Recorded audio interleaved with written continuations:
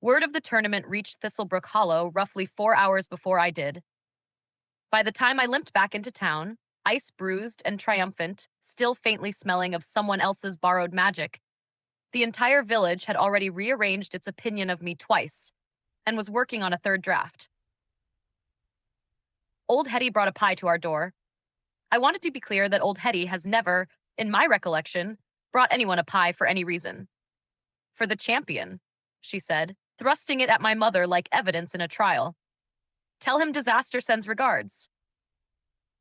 Disaster, I said, accepting the pie with the gravity the moment deserved, can keep his regards.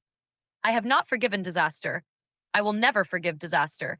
Disaster owes me a roof's worth of dignity, and he knows it. Old Hetty left. The pie was excellent.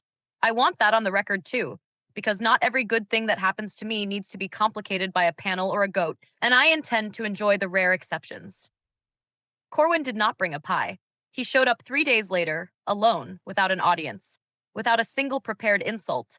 So out of character that I genuinely checked the panel to see if it had a notification explaining what was happening to my life now. I want a rematch, Corwin said, to the ground, mostly.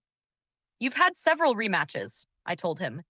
You keep losing them in increasingly creative ways. I'm starting to suspect you enjoy it.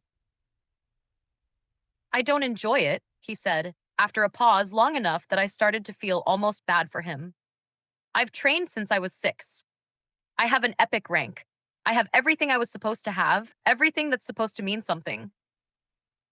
And I lost to a boy with nothing twice, in front of everyone who matters to my father, and I need to understand how, or I'm going to lose my mind about it slowly, for the rest of my life, like a splinter I can't find.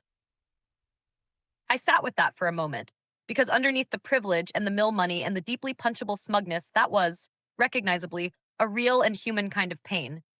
One I happen to know an enormous amount about from the other end. I can't teach you what I do, I said, honestly. Mostly because I don't know what I do. If I tried to explain my last fight in technical terms, the explanation would just be, I panicked correctly. That's not an answer, he said. It's the only one I've got, I told him. But I'll spar with you again. For free this time. No mill money, no audience. Just 2 boys hitting each other until one of us learns something useful. Why would you do that? He asked. Because, I said, meaning it entirely, you're the only person who's hit me enough times that I've started, against every instinct I have, to actually like you a little. Don't tell anyone. It'll ruin both our reputations.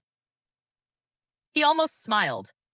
I want that on the record, because it happened so briefly and so reluctantly that I'm fairly sure he'd deny it under oath. You're telling me, I said, mostly to the ceiling that evening, that the secret to getting stronger has been making friends with the people trying to hurt me this entire time? The panel, as ever, declined to confirm or deny.